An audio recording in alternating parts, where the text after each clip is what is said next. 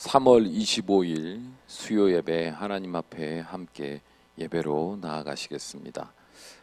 우리 찬양 먼저 할 텐데요. 우리는 주의 백성이오니 함께 찬양하시고 또 깊이 가사를 묵상하시며 예배를 시작해 보도록 하겠습니다.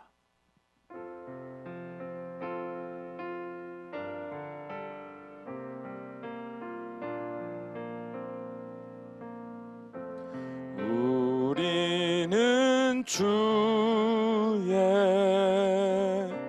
백성이오니 주의 그 큰 이름 선포합니다. 이곳 어두운 세상에 빛으로 부르셨네. 주의 얼굴 구할 때 역사하소서.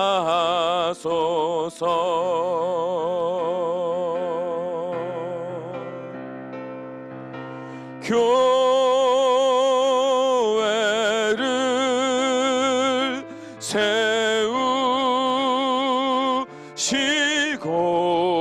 세우시고 이 땅 고쳐주소서.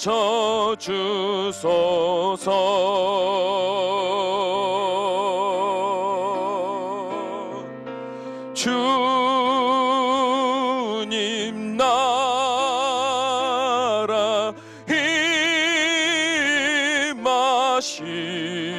임하시고 주 뜻 이루어지다. 교회를 세우시고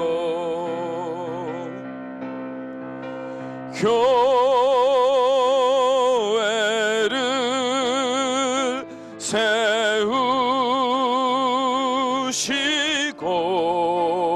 세우시고 이 땅 고쳐주소서.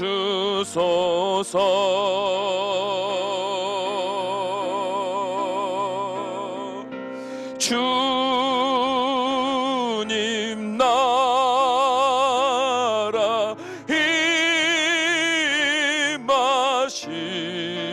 임하시고 주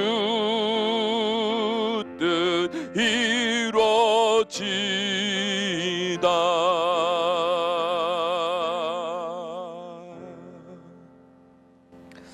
아멘. 기도하시겠습니다. 생사화복을 주관하시며 오늘도 모든 만물 위에 하나님의 인자와 자비를 베푸시는 우리 아버지 하나님, 우리가 그 하나님을 믿음으로 겸손히 고개 숙여 찬양하며 경배합니다. 오직 하나님만이 이 땅을 새롭게 하실 수 있으시며 오직 하나님만이 이 땅에 정의를 선포할 수 있으시며 오직 하나님만이 이 땅에 참된 평화를 베풀어 주실 수 있는 줄로 믿습니다. 이 시간도 우리가 그 하나님의 치유의 손길과 회복의 손길을 사모하며 더 나아가 우리의 영혼에 더 큰 성장과 믿음의 온전한 복된 은혜를 부어주실 것을 사모하며 주의 말씀을 열어 함께 나아가옵나니 성령 하나님이시여 이 시간 하나님의 거룩한 은혜가 우리 안에 충만한 은혜가 되며 삶의 실제적이면서도 구체적인 행위가 되어갈 수 있는 복된 인생들이 될 수 있도록 인도하여 주시옵소서. 주님의 귀한 말씀을 붙들고 우리가 무엇을 위해 살아가야 하며 무엇을 꿈꾸며 살아가야 하는지 분명히 알고 믿고 깨달아지며 삶의 소망이 되는 복된 시간이 되게 하여 주실 줄 믿사오며 우리 주 예수님의 이름으로 간절히 기도하옵나이다. 아멘. 말씀 보시겠습니다. 오늘 함께 보실 말씀은 고린도전서 9장 19절에서 23절까지의 말씀입니다. 고린도전서 9장 19절에서 23절까지의 말씀입니다. 제가 받들어 봉독합니다. 내가 모든 사람에게서 자유로우나 스스로 모든 사람에게 종이 된 것은 더 많은 사람을 얻고자 함이라. 유대인들에게 내가 유대인과 같이 된 것은 유대인들을 얻고자 함이요 율법 아래에 있는 자들에게는 내가 율법 아래에 있지 아니하나 율법 아래에 있는 자같이 된 것은 율법 아래에 있는 자들을 얻고자 함이요 율법 없는 자에게는 내가 하나님께는 율법 없는 자가 아니요 도리어 그리스도의 율법 아래에 있는 자이나 율법 없는 자와 같이 된 것은 율법 없는 자들을 얻고자 함이라. 약한 자들에게 내가 약한 자와 같이 된 것은 약한 자들을 얻고자 함이요 내가 여러 사람에게 여러 모습이 된 것은 아무쪼록 몇 사람이라도 구원하고자 함이니 내가 복음을 위하여 모든 것을 행함은 복음에 참여하고자 함이라. 아멘. 오늘 말씀의 제목은 스스로 모든 사람에게 종이 된 것은입니다. 이 말씀의 제목을 가지고 함께 은혜를 나누려고 합니다. 여러분은 여러분의 삶의 이유와 목적을 무엇에 두고 있습니까? 이 질문에 대하여 우리는 뭐라고 대답할지 잘 모르겠다라고 생각하실지도 모르겠습니다. 하지만 절대로 대답하기 어려운 질문이 아닙니다. 쉽게 예를 들면 어떤 한 사람이 매일 운동장에 나와서 쉴 새 없이 뛰어다닙니다. 그는 매일 식단도 철저하게 관리하며 100m를 전속력으로 뜁니다. 그리고 그 구간을 뛰는데 시간이 얼마나 걸렸는지를 확인하며 더 빠르게 뛰기 위해서 연구하고 훈련하는 일을 게을리하지 않습니다. 그렇다면 이 사람이 이렇게까지 100m 달리기에 집중하고 그 집중하기 위해서 끊임없이 식단을 조절하며 훈련하며 자신의 상태를 체크해가는 이유가 뭐라고 생각하십니까? 어렵게 생각할 거 없어요. 그는 100m 달리기 육상 선수로서 열심히 연습해서 대회에 나아가 우승을 하기 위해서입니다. 그래서 그는 그 목적을 이루기 위해서 매일의 삶을 조정하고 유지하고 발전시켜 나가는 중인 것입니다. 또 다른 예로 생각해 보면 한 학생이 새벽같이 일어나서 학교를 갑니다. 하루 종일 수업을 듣고 학교한 이후에도 학원과 도서실을 다니며 열심히 공부를 합니다. 그렇다면 그 이유가 뭘까요? 도대체 모르겠습니다. 내가 왜 이렇게 하는지 모르겠습니다. 라든지 그 학생을 바라보면서 저 학생은 왜 저렇게까지 하는지 도대체 이유를 모르겠다라고 말할 사람은 없을 겁니다.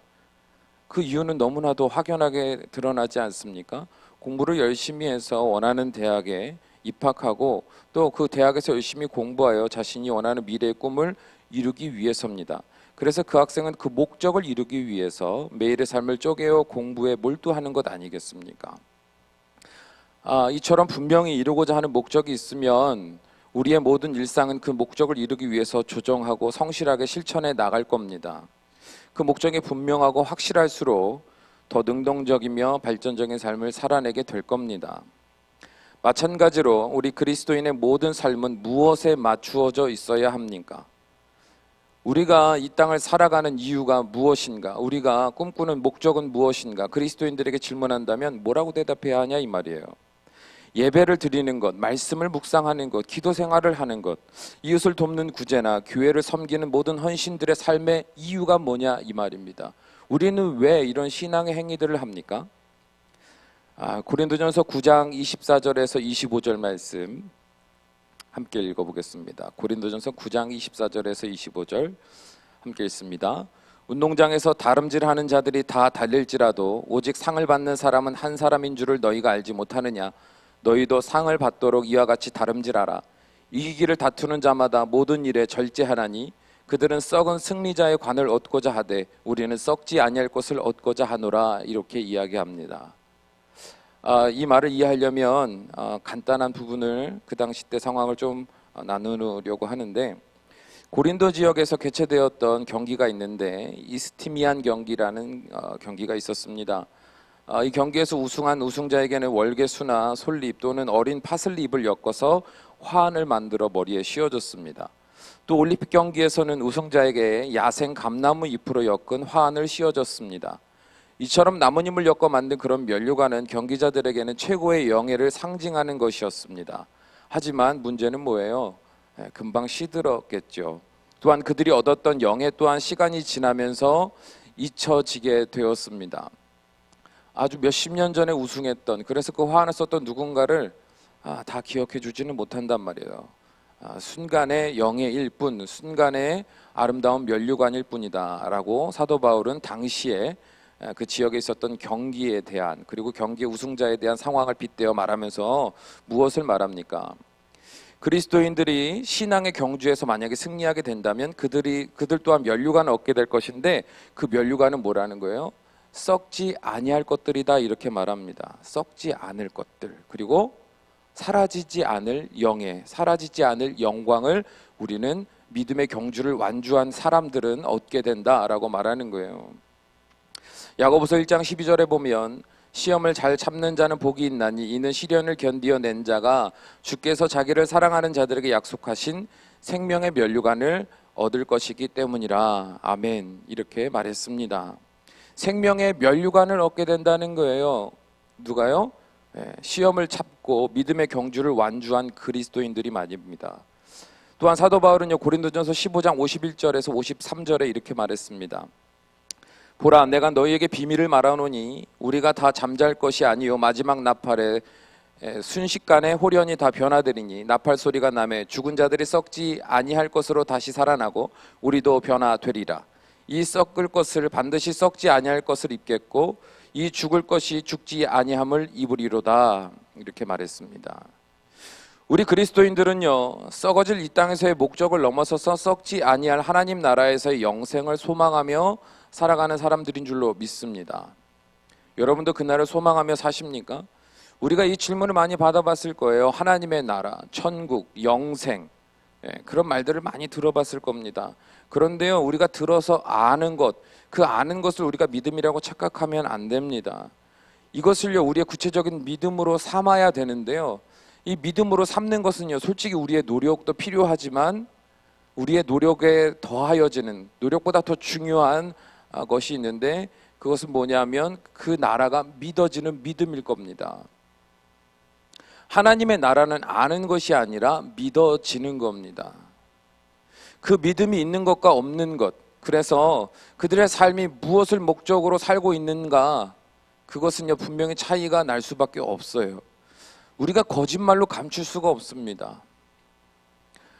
아까도 처음에 말씀드렸지만 어떤 목적을 위하여 살아가느냐는 삶으로 드러나게 돼요.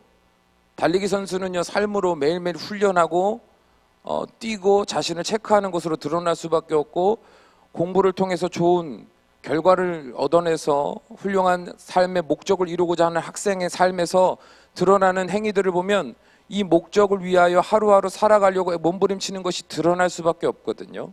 여러분, 신앙생활을 복잡하게 생각하면 안 됩니다. 내 믿음의 상태를요, 나도 잘 모르겠다, 막연하게 추상적으로 생각해서도 안 됩니다. 우리의 믿음, 우리의 소망, 그것이 하나님의 나라에 있다면, 그 나라에 있는 그 소망이 우리 안에 확실하다면, 그 목적을 가지고 살아가는 사람이라면, 그날이 반드시 올 것을 믿는 사람이라면 우리는 그 목적을 위하여 살아가는 삶을 살아낼 수밖에 없고 그것은 드러날 수밖에 없다, 이 말입니다.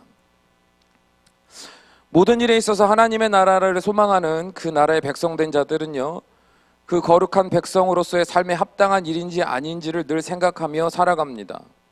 내가 지금 살아가는 이유, 내가 지금 오늘 이 순간의 찰나에 하는 말 한마디, 내가 선택하는 모든 선택의 순간순간마다 이것이 하나님의 나라의 백성으로서, 그 나라를 소망하는 자로서, 예수 그리스도를 믿어 구원받은 자로서 살아가는 인생에 있어서 합당한 것인지 아닌지 그 목적이 분명하면 모든 것이 그 목적 안에서, 그 목적이 기준되어 우리의 삶에 영향을 주게 된다는 거예요. 그런데 우리가 여기서 중요하게 여겨야 할 것이 뭐냐 하면, 이 말을 어떤 사람들은 오해를 합니다. 뭐냐면 율법적으로 완벽한 삶의 행위를, 곧 거룩한 자의 삶에 합당하다고 여기는 자들이 있습니다. 율법적으로, 그러니까 바리새인들과 같이 내가 지켜야 하는 조항들을 많이 적어놓고 또 외우고 기억하면서 이러면 안 되고 저러면 안 되고 이렇게 해야 되고 저렇게 해야 되고 라는 자기만의 기준을 가지고 그렇게 실천해내서 살아가는 것이 곧 천국을 소망하는 자, 곧 그의 나라에 합당한 거룩한 백성으로서의 삶을 살고 있는 것이라고 생각할 수도 있습니다. 그래서 그런 삶을 사는 사람들은요, 늘 하는 말이 뭐냐면 참 영적으로 힘들다, 피로하다 라고 말하거나, 반대로 나는 합당하다, 나는 의롭다 라고 말하기도 합니다. 그러나 주님은 뭐라고 말씀하셨습니까? 마태복음 7장 21절에 보면 나더러 주여 주여 하는 자마다 다 천국에 들어갈 것이 아니요 다만 하늘에 계신 아버지의 뜻대로 행하는 자라야 들어가리라, 이렇게 말씀하셨습니다. 우리가 여기서 포커스를 맞춰야 돼요. 하나님의 나라를 목적으로, 하나님의 나라에서 하나님과 영원히 살아가며 그의 백성으로서 살아가는 그 영생을 소망하는 삶으로, 그 믿음을 가지고 삶을 살아가는 삶을 살고 있다면 그 사람들의 삶에 있어서는 율법적인 행위를 통해 자기 만족, 자기 성취를 이루고자 하는 삶으로 사는 것이 아니라 하나님 아버지와 깊은 교제를 하며 순간순간마다 아버지의 뜻을 따라 살아가려고 애쓰는 삶의 태도를 가져야 된다는 거예요. 하나님과 교제 없이 성경을 뒤적이면서 율법적으로 문자적으로 이해한 것으로 사는 것이 아니라 하나님과 실제적인 교제를 하며 하나님의 거룩하신 뜻, 그 말씀을요 내 마음으로 분별하여 이해하고 살아가는 삶을 살게 된다는 거거든요. 그러면 이제 똑같은 생각을 할 수 있어요. 그러니까 말씀대로 이것저것 지키며 살라는 것 아니겠습니까? 라고 생각할 수 있어요. 아니에요. 하나님과 교제를 하며 하나님의 말씀이 가르치시고 인도하시는 뜻을 따라 성령님의 감동하심과 깨달음을 따라 살게 되면 다양한 순간들, 다양한 상황들을요 하나하나 순종하면서 살게 되면 그 모든 삶의 행위를 이루는, 그 모든 삶의 행위의 근간이 되는, 바탕이 되는 하나님 아버지의 큰 뜻을 발견하게 되고 목적성과 방향성을 발견하게 되는데, 그것은 뭡니까? 마가복음 12장 30절에서 31절에 이렇게 말합니다. 내 마음을 다하고 목숨을 다하고 뜻을 다하고 힘을 다하여 주 너의 하나님을 사랑하라 하신 것이요 둘째는 이것이니 내 이웃을 자신과 같이 사랑하라 하신 것이라 이보다 더 큰 계명이 없느니라, 이렇게 말했습니다. 무슨 말입니까? 우리가 하나님의 나라를 소망하며 그 나라를 믿음으로 오늘을 살아가는 사람이라면 율법적으로 이것을 했다 안 했다, 그래서 나는 하지 못했다, 이걸 했으니까 나는 의롭다라는 그런 생각 속에 사는 사람들이 아니라 하나님과의 깊은 교제 가운데 그 나라를 소망하며 살아가는 사람들은 결국 하나님을 더 사랑하여지게 되고 이웃을 더 사랑하는 사람으로 변화되어가는 삶의 구체적인 변화들과 그 노력들을 경험하게 된다고 말하는 것입니다. 여러분 한번 생각해 보세요. 예수님이요 이 땅에 오셔서요 우리의 모든 죄를 대속하신 이유가 뭡니까? 그 이유는요 하나님을 사랑했기 때문이고, 또한 하나님이 사랑하시는 이 땅의 영혼들을 사랑했기 때문에 결국엔 자신의 생명까지도 대속물로 내어줄 수 있었던 것입니다. 그러므로 이렇게 정리할 수 있어야 합니다. 하나님의 나라에서 누릴 영생을 위하여 사는 그리스도인이라면 그들의 모든 삶에서 하나님을 사랑하기 때문에, 그리고 하나님이 사랑하시는 그 이웃을 사랑하기 때문에 자기 자신을 부인하며 자신의 생명까지 내어주셨던 예수님의 삶을 뒤따라 사는 그 모습이 우리의 삶으로 드러나게 된다는 거예요. 천국의 소망이 있는 사람은 결국 예수님과 같은 사랑의 삶이 드러나게 된다. 그렇다면 예수님처럼 사랑하며 산다는 것이 뭡니까?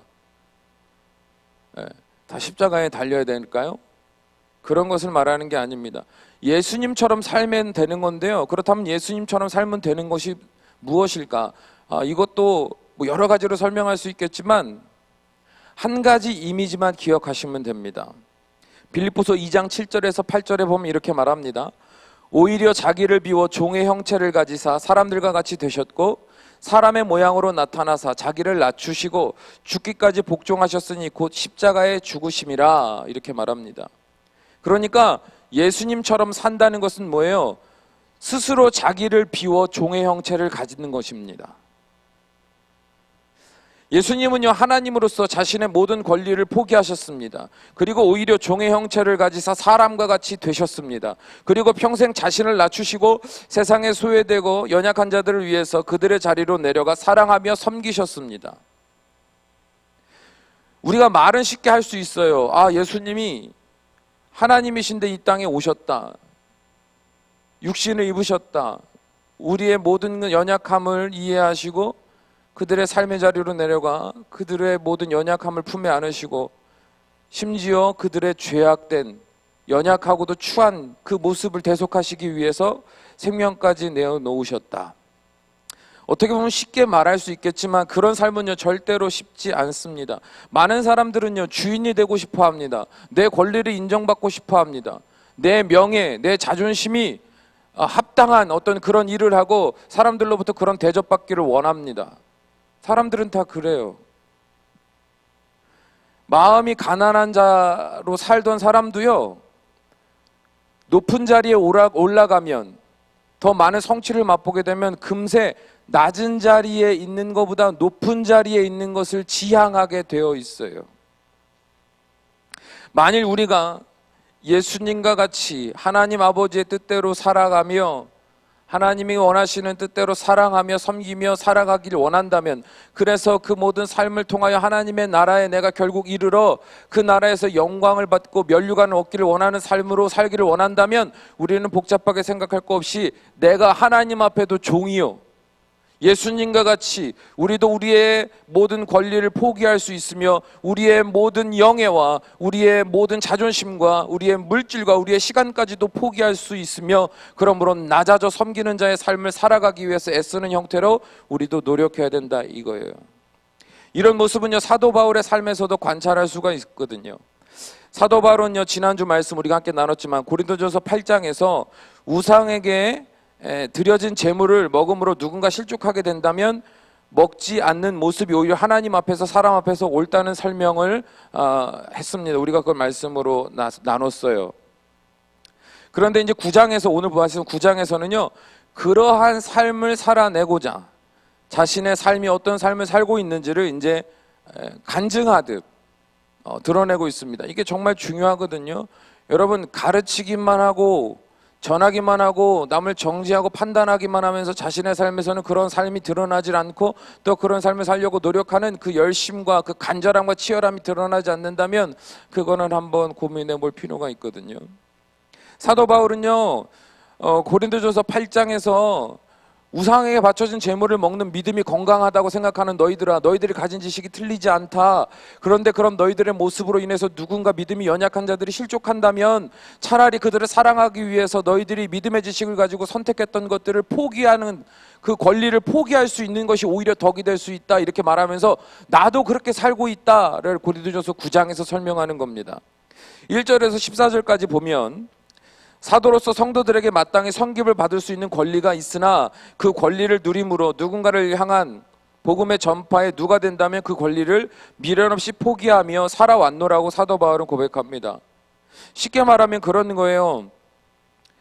사도들은 스스로 돈을 버는 그런 사람들은 아니었습니다. 생계를 위해서 이런저런 일을 하는 사람들이 아니었고요, 오로지 복음을 전하는 일에만 집중을 했습니다. 기도와 말씀 전하는 일에 최선을 다했거든요. 여러분, 그 이유를 오해하시면 안 됩니다. 처음에 사도들이, 초대교회가 이제 예루살렘에 시작되고 나서 사도들이 처음에는 구제하는 일도 하고요, 여러 가지 일들을 함께 했습니다. 그런데 어느 날 집사들을 세우고 자신들은 더 이상 그 일을 하지 않겠다고 말합니다. 왜냐하면 사람은 연약해서 동시에 모든 일을 다 감당할 수가 없어요. 여러분, 말씀 한 구절을요 읽는 것은 쉽지만요 깊이 묵상해서 연구하고 또 내 삶에 적용되어지는 성령님의 세밀한 인도하심을 따라 분별하며 입술로 뿐만 아니라 내 마음의 감동과 깨달음으로 진실됨으로 분별하여 선포하는 그 과정은요 어떻게 보면 상당히 어려운 시간들입니다. 겉으로 하는 일은요 어떻게 보면 쉽다 할 수 있어요. 가시적으로 드러나고요, 그 결과가 있으니까요. 근데 내적인 내 그 진실됨이 성령님과 연합해서 선포되어지고 전달되어지고 또 그 과정 중에 성령님의 세밀한 인도하심을 발견하고 그것을 언어로 표현해내는 과정은요 솔직히 말하면 절대 쉽지 않습니다. 그리고 또한 중요한 것이 뭐냐 하면 세상 일에 분주하여 기도의 시간을 놓치게 되면 하나님과의 교제가 원활하지 못하기 때문에 또한 복음을 전파하는 일에 있어서 큰 어려움을 경험할 수밖에 없는 겁니다. 그래서요 예수님을 따르던 그리고 사도된 자들은요 오로지 복음을 전하는 것, 그리고 하나님과 깊은 교제를 하며 교통하며 그 은혜에 속한 자 되어 바른 것을 분별하여 선포할 수 있도록 기도하는 일에 있어서 열심을 기울였던 거예요. 사도 바울도 마찬가지입니다. 사도로서 자신도 그런 삶을 살기 위해서 살다 보니 생계의 어려움을 경험할 수가 있었다는 거예요. 그런데 사도 바울이 뭐라고 말하냐면, 그런데 다른 사도들은 그들을 위해서 많은 사람들이 물질로도 섬겨주고 필요한 것들이 있으면 섬겨주고, 그렇게 그들을 협력하고 돕는 삶을 살았다. 그런데 나도 그런 권리가 있다. 나도 다른 사도들과 마찬가지로 나도 너희들로부터 이런 것들을 받을 만한 권리가 있다. 이것은 절대 잘못된 것이 아니다. 그러면서 하나님의 율법 안에서도 보면 고린도전서 9장 9절에 보면 모세의 율법에 곡식을 밟아 떠는 소에게 망을 씌우지 말라 기록하였으니 하나님께서 어찌 소들을 위하여 염려하심이냐 이렇게 말합니다. 그러니까 이 말은 뭐냐면 소를 데리고 밭에서 일을 하는데요. 이제 추수할 때 그 입에 망을 씌우지 말라는 거예요. 왜냐하면 소도 열심히 일을 한 거잖아요. 일을 하면서 배고프면 거기 있는 것들을 먹을 수 있다는 거예요. 그게 소의 권리라는 겁니다. 하나님이 그렇게 말씀하셨다는 거예요. 마찬가지로 사도 바울도 그렇게 얘기하는 거예요. 내가 사도로서 열심히 살아냈고 그래서 내 열매요, 나의 기쁨이 된 너희들이 감사함으로 나에게 식사를 대접하고 물질로 나를 후원하고 봉양하는 일은 어떻게 보면 내가 너희들을 섬기는 자로서 당연히 받을 권리다, 이렇게 이야기하는 거예요. 그런데 사도 바울은요, 그 권리를 주장하며 더 많은 것을, 더 풍성한 것을 너희들에게 요구하지 않았다 이렇게 말합니다. 심지어 너희들에게 마땅히 받을 바 된 것들까지도 나는 구하지 않았다 이렇게 말하는 거예요. 왜냐하면 믿음이 연약한 자들은요, 그런 모습으로 인해서 실족할 수 있기 때문에, 그래서 그들을 구원하는 일, 그들의 생명을 건지는 일, 그래서 그들이 하나님의 복음을 듣고 영생을 얻는 자로 변화되어 가는 과정에 있어서 만약에 자기의 그런 모습이 그들에게 어려움이 된다면 자기는 그 권리를 포기하겠다라는 거예요. 그리고 그렇게 포기해 왔다라고 말하는 겁니다. 그리고 15절에서 23절에 더 나아가 이제 자신이 그 복음을 전하기 위해서 사도로서의 권리를 포기했을 뿐만 아니라 이제는 한 영혼을 구원하기 위해서 구체적으로 어떤 삶을 살아냈는지를 설명하고 있습니다. 오늘 함께 본 19절에서 23절의 말씀 다시 한번 읽어보겠습니다. 함께 읽습니다. 내가 모든 사람에게서 자유로우나 스스로 모든 사람에게 종이 된 것은 더 많은 사람을 얻고자 함이라. 유대인들에게 내가 유대인과 같이 된 것은 유대인들을 얻고자 함이요, 율법 아래에 있는 자들에게는 내가 율법 아래에 있지 아니하나 율법 아래에 있는 자같이 된 것은 율법 아래에 있는 자들을 얻고자 함이요, 율법 없는 자에게는 내가 하나님께는 율법 없는 자가 아니요 도리어 그리스도의 율법 아래에 있는 자이나 율법 없는 자와 같이 된 것은 율법 없는 자들을 얻고자 함이라. 약한 자들에게 내가 약한 자와 같이 된 것은 약한 자들을 얻고자 함이요, 내가 여러 사람에게 여러 모습이 된 것은 아무쪼록 몇 사람이라도 구원하고자 함이니 내가 복음을 위하여 모든 것을 행함은 복음에 참여하고자 함이라. 아멘. 여러분, 사도 바울의 말이 무슨 뜻인지 이해되십니까? 쉽게 풀어서 설명하면 사도 바울이요, 종교인들을 비롯한 비종교인들, 자신이 잘났다고 생각하는 도덕가들, 자유분방하게 사는 부도덕한 자들, 실패한 자들과 타락한 자들의 뭐가 됐다는 거예요? 종이 됐다는 거예요. 그들의 생활 방식을 받아들였다는 얘기가 아닙니다. 그들의 세계로 들어가 그들의 관점에서 그들의 삶을 이해하려고 노력했다는 겁니다. 그리고 더 나아가서 그들에게 복음을 전하며 그들을 구원을 받게 하려고 그들을 가르치며 권면하며 때로는 강력한 경책으로 그들을 훈계하며 그들의 곁을 떠나지 않았다는 거예요. 솔직히 사도 바울은 어떤 사람입니까? 우리가 여러 번 말했지만 그는요, 세상적인 지식이 충만한 자였습니다.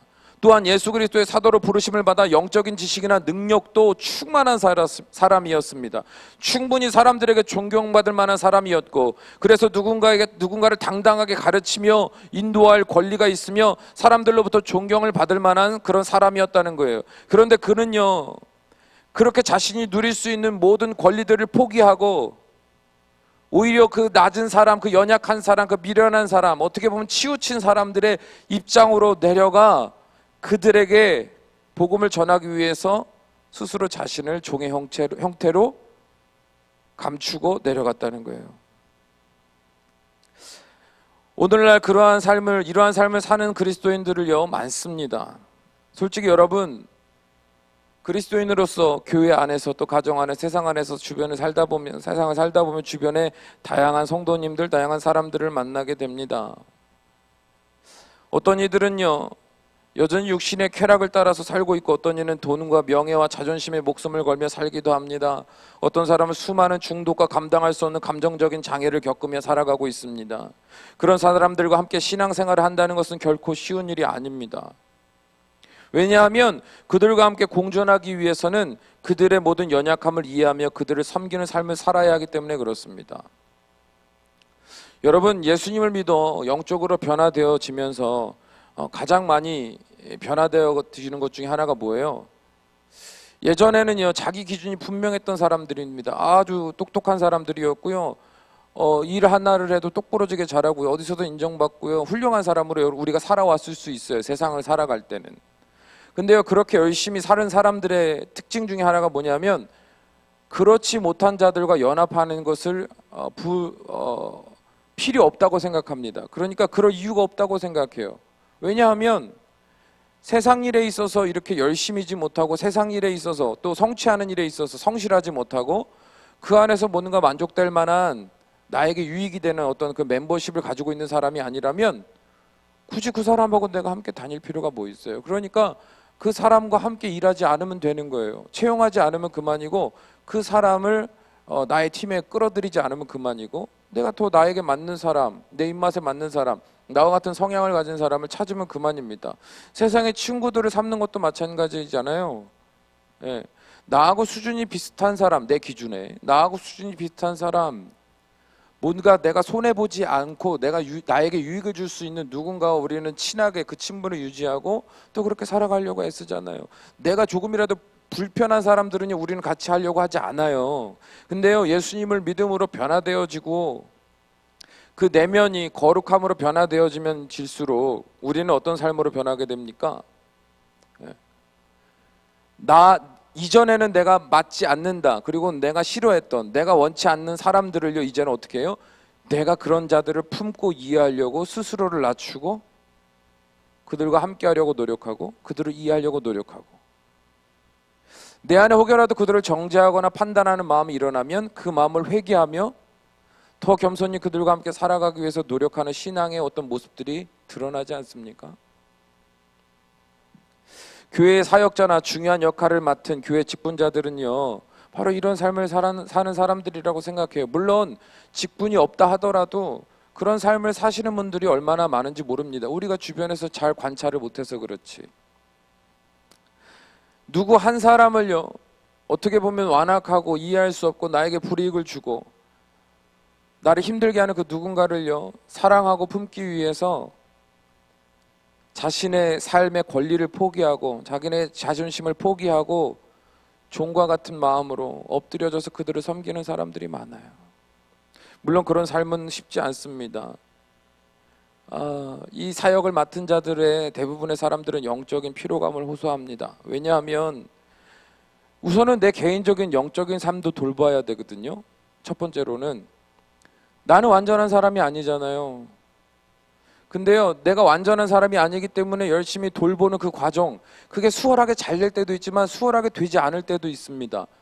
그래서 너무나 힘들고 어려운 상태에서 나보다 연약한 누군가를, 어떻게 보면 신앙적으로나 감정적으로나 이성적으로나 치우친 누군가를 섬겨야 하고 돌봐야 하는 과정에 들어가게 되면, 여러분 솔직히 말하면 마음이 2배, 3배로 어려워요. 왜 사람이 그렇지 않습니까? 내 컨디션이 좋을 때는요, 뭐든지 다 해줄 수 있잖아요. 근데 내 컨디션이 최악이에요. 육신의 컨디션뿐만 아니라 영적인 컨디션도 최악이라 이 말입니다. 그런데 누군가를 돌봐야 된다. 절대로 웃으면서 쉽게 할 일은 아니거든요. 그렇기 때문에 더 열심히 기도하고, 그렇기 때문에 더 열심히 나를 쳐서 복종시킬 수 있는 믿음의 소망을 달라고, 겸손함을 달라고 눈물로 기도할 수밖에 없는 거예요.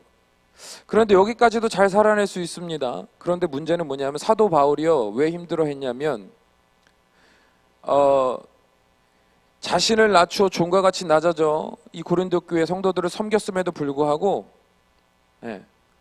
고린도 교회 성도들은요, 사도 바울을 어떻게 했어요? 정죄했어요. 네가 정말 사도가 맞느냐, 사도의 권리가 너에게 있느냐부터 해서, 사도 바울이 말한 것이 이게 맞느냐, 야 솔직히 이렇게 말한 거 그대로 적용하면 이런 식으로 적용할 수밖에 없지 않냐라는 조롱을 섞어서, 사도 바울에게 쏟아부었단 말이에요. 사도 바울을 믿고 따르는 자들에게도 그런 말을 전하고, 그런 사도 바울을 왜곡해서 막 이곳저곳 말하고 다님으로 인해서 사도 바울이요 큰 어려움을 경험했습니다. 마찬가지예요. 사람은요 누군가 자신을 사랑해주면, 누군가 자신을 이해해주면 그것을 어떻게 생각하냐면 마치 자신이 당당하게 받을 권리라고 여깁니다. 참 희한해요. 이게 인간의 죄성으로 말미암은 그 교만함이 아닌가 생각해 봅니다. 당연히 나는 그런 섬김과 사랑과 이해와 배려를 받을 사람처럼 행동한다는 거예요. 자신은 절대 그러려고 하지는 않거든요.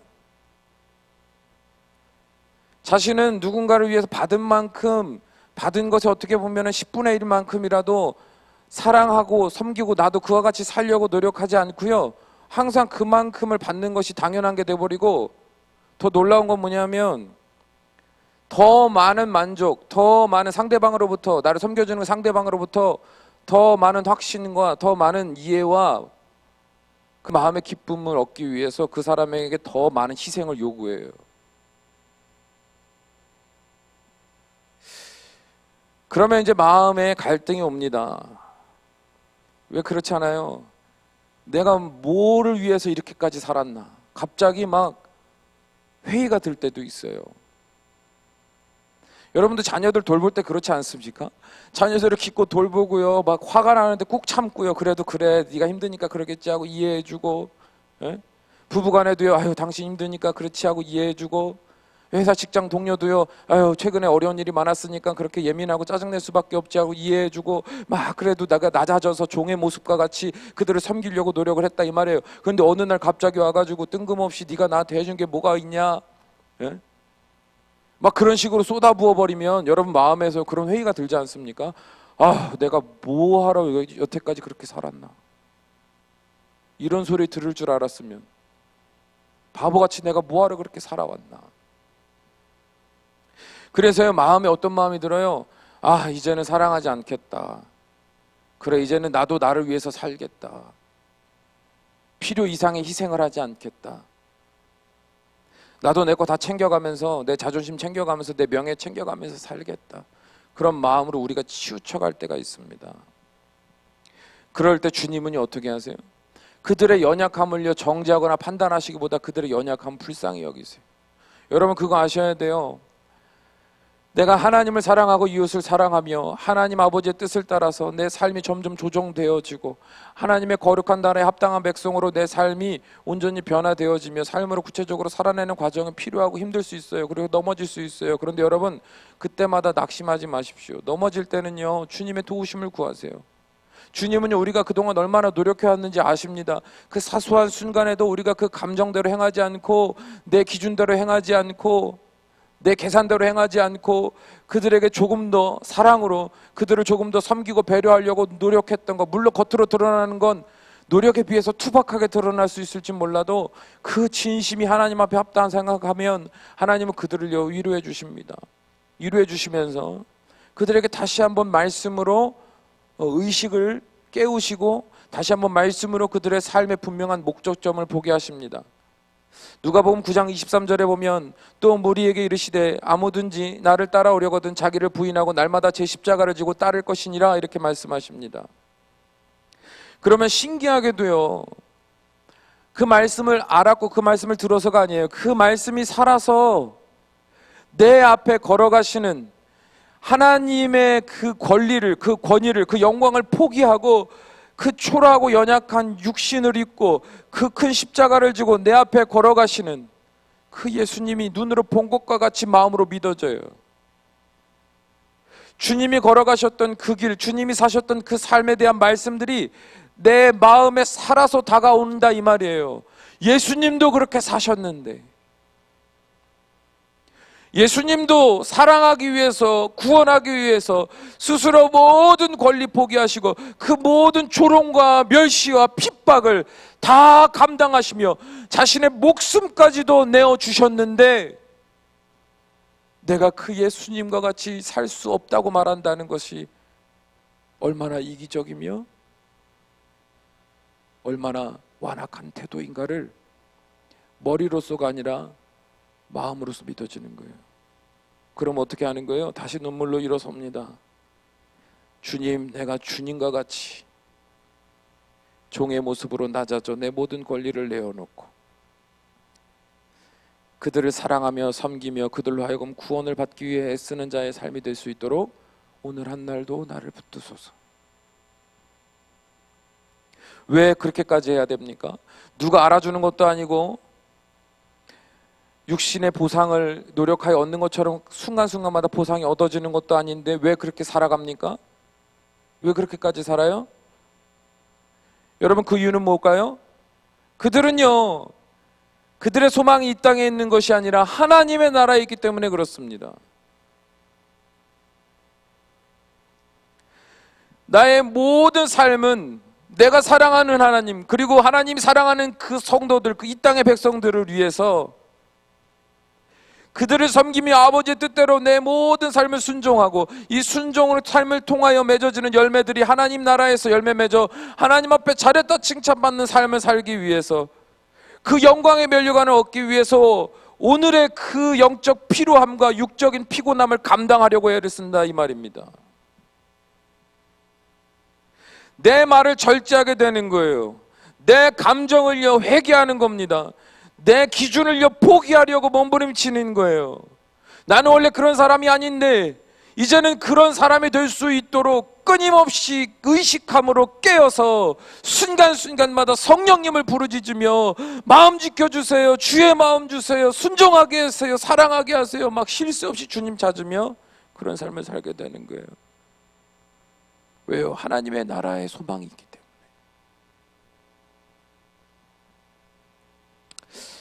사랑하는 성도 여러분, 우리는 하나님의 나라를 소망하며 오늘을 살아가는 자들입니다.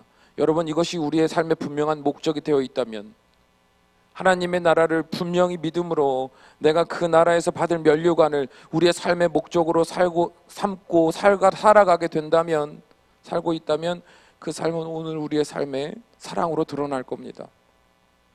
나를 낮추어 종의 모습으로 살아가려고 애쓰는 몸부림치는 우리의 삶으로 드러나게 될 거예요. 만일 이 땅에서 내 개인적인 명예와 자존심과 내 영광과 내 풍성함, 그것을 먼저 목적에 두기 위해서 다른 이들을 해치고 다른 이들을 넘어지게 하고 다른 이들을 괴롭게 하며 살고 있다면, 여러분, 그 목적은 하나님의 나라에 있는 것이 아니라 이 땅에 있는 것인 거예요. 분별하셔야 됩니다. 우리가 잘 아는 요한계시록 21장 1절에서 7절의 말씀 여러분 잘 아시죠? 좀 길지만 제가 읽어드립니다. 또 내가 새 하늘과 새 땅을 보니 처음 하늘과 처음 땅이 없어졌고 바다도 다시 있지 않더라.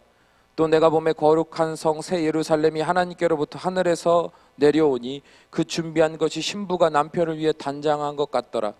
내가 들으니 보좌에서 큰 음성이 나서 이르되 보라, 하나님의 장막이 사람들과 함께 있음에 하나님이 그들과 함께 계시리니 그들은 하나님의 백성이 되고 하나님은 친히 그들과 함께 계셔서 모든 눈물을 그 눈에서 닦아주시니 다시는 사망이 없고 애통하는 것이나 곡하는 것이나 아픈 것이 다시 있지 아니하리니 처음 것들이 다 지나갔음이로라. 보좌에 앉으신 이가 이르시되 보라, 내가 만물을 새롭게 하노라 하시고 또 이르시되 이 말은 신실하고 참되니 기록하라 하시고 또 내게 말씀하시되 이루었도다. 나는 알파와 오메가여 처음과 마지막이라. 내가 생명수 샘물을 목마른 자에게 값없이 주리니 이기는 자는 이것들을 상속으로 받으리라. 나는 그의 하나님이 되고 그는 내 아들이 되리라. 아멘. 우리가 이 말씀을요 묵상할 때 하나님의 나라, 새 하늘과 새 땅, 새 예루살렘, 막 우리가 그런 마음으로 막 흥분되고 소망하는 그런 마음의 태도를 가질 수 있는데요, 여러분 착각하면 안 됩니다. 모든 눈물을 눈에서 닦아주시고 사망도 애통도 곡하는 것도 아픈 것도 다시 있지 않겠고요, 하나님이 그들에게 영원히 목마르지 않는 생명생물을 주시겠다. 근데요 여러분, 여기서 말하는 눈물이 뭘까요? 여기서 말하는 애통, 아픔, 사망, 이거 뭐라고 생각하세요? 뭐 세상 사람 살다 보면 다 아프죠, 힘들죠, 고통스럽죠, 삶을 사는 게 어렵지 않습니까? 여러분, 그런 식의 고통을 생각하셨습니까? 그보다 더 중요한 건 뭐예요? 이기는 자는 이것들을 상속으로 받으리라 그랬어요. 이기는 자. 어떤 자요? 이기는 자. 이기는 자의 눈물을 말씀하신 겁니다. 이기는 자의 고통을 말씀하신 거예요. 그게 다시는 없을 거야. 앞으로 너희들이 그 이기는 자의 삶을 살고 마침내 주의 나라에 이르면 하나님이 너희들을 위해서 너희가 상상하지도 못했던 이 모든 아름답고 평화로운, 어떻게 보면 위로가 충만한 이 완전한 안식을 줄 텐데, 너희는 그래서 더 이상 그 고통을 겪지 않을 거야. 이기는 자들.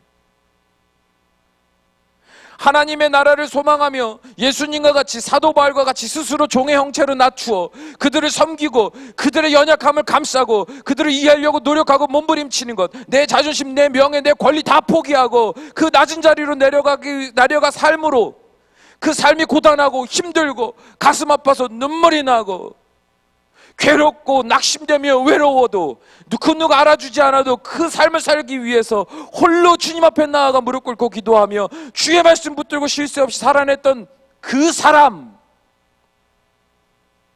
이 땅의 삶에서 하나님의 나라의 소망을 가지고 이기며 산 그 사람의 눈물을 닦아주시겠다는 거예요.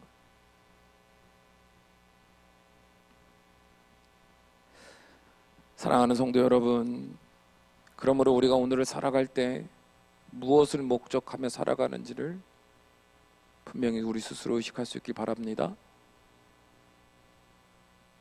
우리가 수없이 들었던 하나님 나라 문자를 말하는 게 아니라 내 마음에 믿어지는 하나님 나라,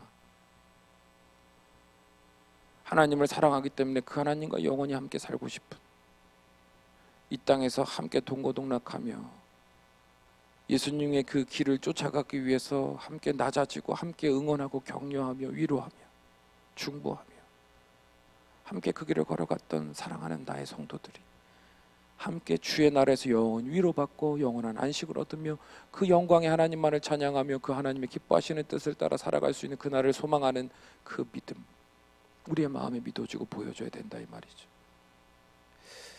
바라기는 우리가 오늘을 살아갈 때에 말 한마디를 할 때도 하나님의 나라에서 받을 상급 그 면류관을 생각해 보시고 말했으면 좋겠고, 누군가의 관계나 내가 속한 공동체에서의 내 삶에 대해서도 내가 가진 권리와 그들을 사랑하는 그 섬김의 삶의 그 선택의 기로에 놓이게 될 때 쉽게 원래 살던 대로 살지 마시고 한번 기도해 보세요. 그러면 점점 더 우리의 삶은 예수님의 모습으로 바뀌어 갈 겁니다. 그리고 더 놀라운 건 우리가 그런 삶으로 변화되어질수록 예수님을 이제는 더 깊이 만나고 깊이 교제할 거예요. 예수님과 함께. 예수님은 높은 영광의 자리에 계시지 아니하시고 예수님의 자리는 저 낮은 자리에 있기 때문에 그 자리로 내려가는 자만이 예수님을 볼 수 있어요. 이 어려운 시기에 가정 안에서나 직장 안에서나 교회 안에서나 공동체 안에서 여러분이 어디에 있든지 간에 하나님의 뜻이 무엇인가, 여러분을 향한 하나님의 뜻이 무엇인가 라고 여러분이 묻는다면 하나입니다. 예수님과 같이 스스로 종의 형체를 가지사 낮아지셨던 그 예수님과 같이 너희도 한 사람을 구원하고 한 사람을 건져내고 그들을 사랑하기에 몸부림치는 삶, 그것이 하나님 아버지의 너를 향하신 뜻이다. 우리가 하나님의 뜻대로 하나님의 나라를 소망하며 살아감으로 사랑할 때 오늘날 우리의 삶에서도 하나님의 나라가 경험되고 하나님의 크신 임재를 경험하는 복되고 놀라운 인생을 살게 될 줄로 믿습니다. 기도하시겠습니다. 사랑이 많으신 우리 아버지 하나님, 우리는 늘 연약하고 미련합니다. 예수님을 믿는다 하고 주의 일을 많이 맡은 자 되고 또 세상에서 많은 은혜를 경험한 자 되고 그렇게 당당하게 그리스도인이라고 말하면서도 여전히 예수님과 같이 낮아져 종의 형체를 갖는 것을 싫어하고 그것을 못마땅히 여길 때가 많습니다. 주여, 부족한 종도 또 우리 사랑하는 성도님들도 날마다 연약한 지체들, 자신이 어떤 삶을 살고 있는지조차 깨닫지 못하여 육신의 소욕을 따라 방황하며 흔들리는 자들을 바라볼 때 그들을 더욱더 섬기며 사랑하며 그들의 구원을 위해서 힘쓰고 애쓰는 예수님의 삶을 살아갈 수 있도록 인도하여 주옵소서. 하나님께서 감당치 못할 시험당함을 허락치 아니한다 하셨습니다. 힘이 필요하면, 사랑이 필요하면, 능력이 필요하면 하나님께 구하는 자 되게 하셔서 하나님이 그 복음을 따라 살아나는 자들에게 풍성히 부어주시는 복을 또한 누리며 증거하며 하나님께 영광 올려드리는 복된 인생들이 될 수 있도록 주님께서 축복하시고 은혜의 은혜를 더하여 주시옵소서. 우리 주 예수 그리스도의 이름으로 간절히 기도합나이다. 아멘.